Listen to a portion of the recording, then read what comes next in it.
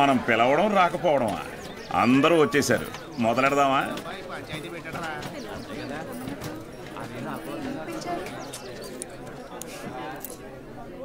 మీరు మీటింగ్కి పిలిస్తే వస్తున్నారు సార్, కానీ నేను క్లాస్ చెప్తానంటే ఒక్కరూ రావట్లేదు. చాలామంది స్టూడెంట్స్ పనులకి పోతున్నారు. ఏమని వాళ్ళ పెద్దవాళ్ళని అడిగితే సంపాదించుకోవాలి అంటున్నారు. అదేంటి పంతులు గారు, చదువుకునేది సంపాదించడం కోసం, ఆ సంపాదన తప్పు అంటారేంటి? నేను నా ఇంటిది బుడ్డది కూలి పనికి వెళ్ళి రోజుకి 60 రూపాయలు తెచ్చుకుని 3 పూట్ల తింటున్నాం. అలాంటిది మా బుడ్డదాన్ని కాలేజీ పంపించి ఓ పూట పస్తులు ఉండమంటారా ఏంటి? బాగా చెప్పావురా మ్యాక్స్ బాబు. మా ఇన్స్పెక్టర్ సురేష్ గారిని చూడండి, కట్టింగ్లన్నీ పోను నెలకు 4500 రూపాయలు సంపాదిస్తున్నారు. అదే సారాకోట్ సోమిగాడు, వాడే ఎరా అక్షరం ముక్క రాదు, నిషాని, కానీ రోజుకు 500 రూపాయలు సరుకు అమ్మందే కొట్టు ముయ్యడు. మరి చదువుకున్నాడు కంటే బాగానే సంపాదిస్తున్నాడుగా. ఇంకేంటి మీ చదువుకున్న గొప్ప.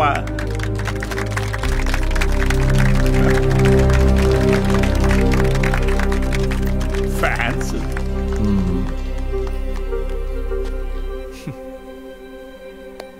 సరే, టైం పాస్కు ఒక కథ చెప్తాను, వినండి. రామేశ్వరం అనే ఊరిలో ఒక పడవ నడిపేవాడు ఉండేవాడు. ఇంటి పట్టునే ఉండే అతని భార్య, 5 పిల్లలు. బాగా పేద కుటుంబం అయినా పిల్లల్ని ఎంత కష్టమైనా పడి చదివించేవాడు. ఆ ఇల్లాలు పాపం కడుపు మార్చుకుని ఆ 5 పిల్లల ఆకలి తీర్చేది. వాళ్ళ అమ్మ నాన్న పెట్టే గంజి అన్నం ముద్దలో ఏం మ్యాజిక్ ఉందో ఏమో, ఆఖరి పిల్లాడు అద్భుతంగా చదివేవాడు. క్లాస్ ఫస్ట్ తెచ్చుకున్నాడు. మెడ్రాస్ ఇన్స్టిట్యూట్ ఆఫ్ టెక్నాలజీ నుంచి ఇంజనీర్ అయ్యాడు. ఇస్రోలో సైంటిస్ట్ అయ్యాడు. మిస్సైల్ మ్యాన్ అన్న బిరుదుని పొందాడు. మొన్నటికి మొన్న పోఖ్రాన్లో జరిగిన న్యూక్లియర్ టెస్ట్ కూడా ఆయనే చేశారు. ఆయన పేరేంటో తెలుసా? ఏపీజే అబ్దుల్ కలాం.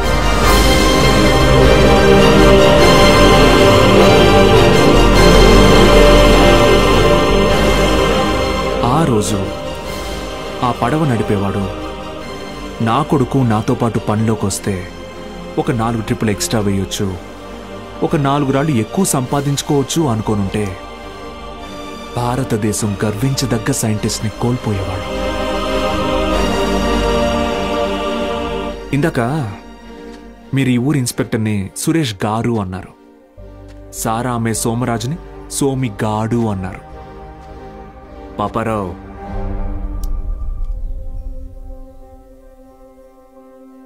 గారు, డబ్బు ఎలాగైనా సంపాదించుకోవచ్చు, కానీ మర్యాదని చదువు మాత్రమే సంపాదించి పెడుతుంది.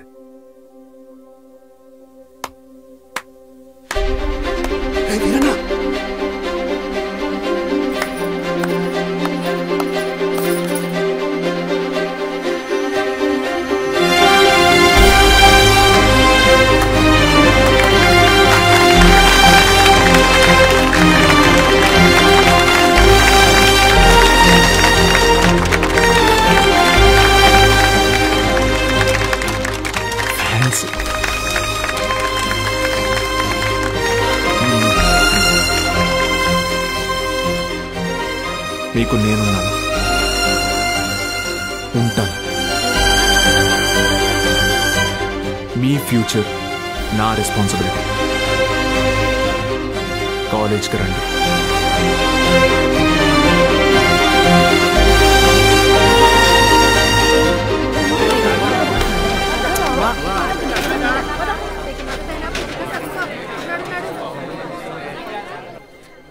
Balu sir, Balu sir. Madam, Monday కల్లా క్లాసులు నింపుతానని చెప్పాను కదా, నింపేస్తా. మీరు కాలేజ్కి ఏదో మంచి చేస్తారనిపిస్తుంది.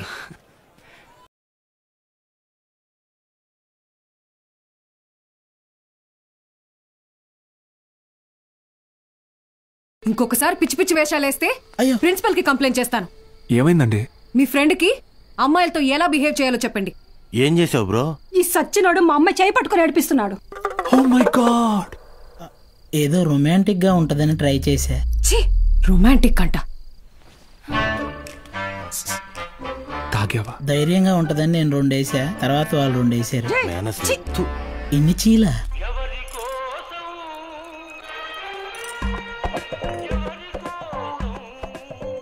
యో పిచ్చోళ్ళ జయబాకు, దోమలు కొడతాయి, రా లోపలికి. ఆవిడ కొడితేనే తట్టుకున్న బాడీరా నాది. తొక్కలో దోమలు నన్నేం చేస్తాయి, పోరా బుల్రెడ్డి. మలేరియా. మీనాక్షి జాగ్రత్త Balu. Bye bye brother, take care brother. ఏమైంది బ్రదర్? నేను కూడా వెళ్ళిపోతున్నా. బ్రదర్ బ్రదర్, మలేరియాకే భయపడితే ఎలా? దానికేం కాదు బ్రదర్. నా మాట టైఫాయిడ్, డెంగ్యూ, చికెన్ పాక్స్ వచ్చేదానికి ఇక్కడే ఉండాలా? నేను పోతున్నా బ్రదర్. అలా ఏం అవ్వదు బ్రదర్. అప్పట్లో నా జిమ్ కోచ్ కూడా ఇలాగే చెప్పాడు, నువ్వెంత వెయిట్ ఎత్తినా నీకేం కాదని. డంబిల్స్ అలా పైకి ఎత్తాను, కింద జారిపోయింది. ఇప్పుడు నీ బాటి పిల్లకి నేలా? నేను కూడా లెక్చర్ కదా, నన్ను ఎందుకు విషయం లేదురా? చూసావా, స్టూడెంట్స్ ఫాలోయింగ్ కూడా నీకే ఉంది, నాకే ఉంది. Brother brother, my sister. కర్మ ఈ నోటితో సిస్టర్ అనాల్సి వస్తుందని ఎప్పుడు అనుకోలేదు. మరి ఇప్పుడు ఏం చేద్దాం సార్? కెమిస్ట్రీ ఫిజిక్స్ కూడా నేనే క్లాసెస్ తీసుకుంటాను. మీరా? మీకు ఫిజిక్స్ కెమిస్ట్రీ కూడా వచ్చా? మేడం ఏంటి అలా మాట్లాడుతున్నారు? ఇంటర్లో ఫుల్ మార్క్స్ వచ్చేవి నాకు. ఇంగ్లీష్ తన్నేసింది కానీ, లేదంటే 1000 out of 1000 కన్ఫామ్గా వచ్చేవి. మన బుల్రెడ్డి సారు, కార్తిక్ సారు కొన్ని పర్సనల్ రీజన్స్ వల్ల లీవ్ పెట్టారు.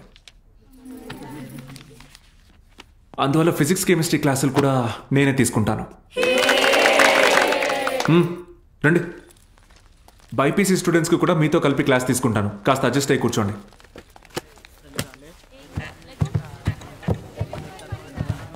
సో ఇప్పుడు మనం చెప్పుకునేది స్పీడ్.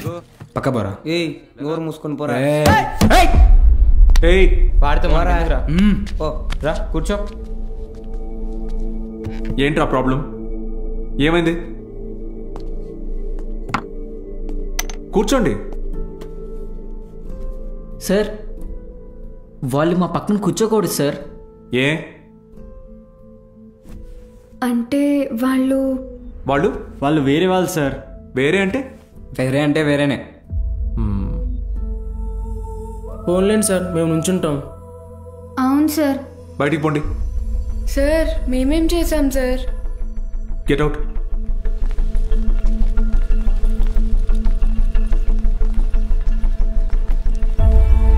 నోట్ చేసుకోండి. స్పీడ్ అంటే తక్షణ వేగం. ఏంటి అందరూ బయట ఉన్నారు? సార్ బయట ఉండమన్నారు మేడం. ఎందుకు? ఎంత టోటల్ టైంలో ట్రావెల్ చేశామో కన్సిడర్ చేస్తే వచ్చేదే సగటు వేగం. Delta X by. Madam 5 minutes please. 5 minutes please. ఒక పర్టికులర్ ఇన్స్టింక్ట్లో ఏదైనా బాడీ ఎంత దూరం ట్రావెల్ చేసిందో దాన్ని తక్షణ వేగం అంటారు. అర్థమైందా? బాగా అర్థమైందా? Very good. Get out. బయటకు వెళ్ళండి.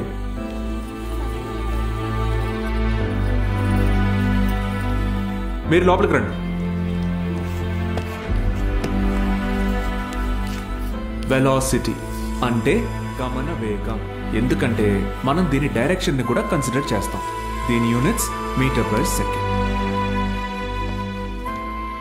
అర్థమైందా? మీరు లోపలికి రండి. అందరూ నిలబడండి. Get up get up get up.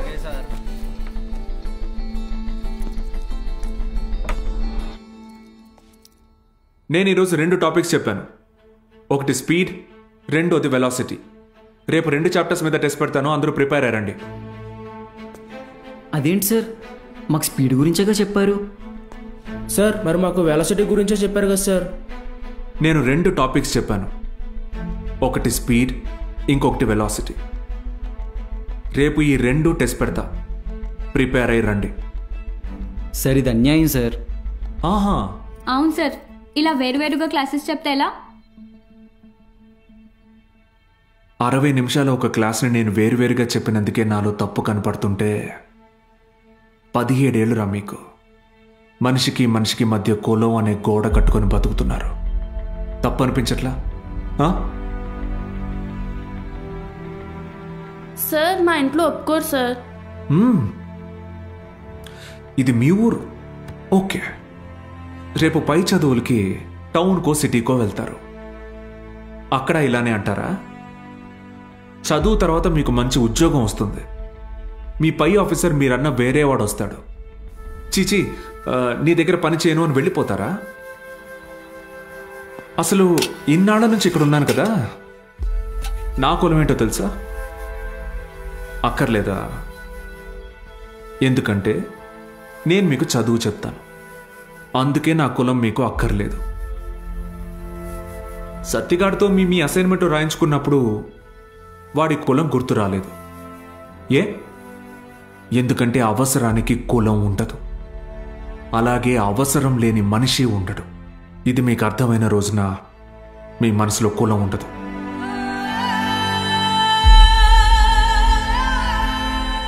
గుర్తొచ్చింది సార్, మా అందరికీ మళ్ళీ క్లాస్ తీసుకోండి సార్. రే, నేను ఈరోజు 2 టాపిక్లు చెప్పాను, అవి మళ్ళీ చెప్పను. సార్ సార్ సార్ మధ్యలో మేమేం చేశాం సార్?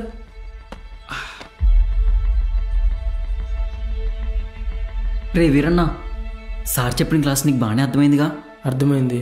వెలాసిటీ గురించి నువ్వు నాకు చెప్పు, స్పీడ్ గురించి నేను నీకు చెప్తా, సరేనా?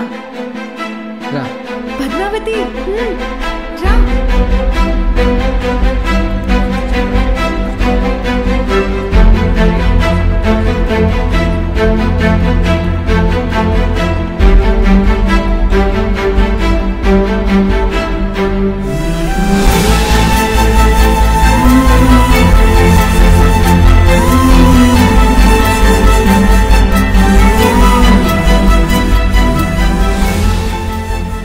ఏంటి మేడం, క్లాస్లోకి వచ్చే ముందు ఎక్స్క్యూజ్ మీ అడగరా?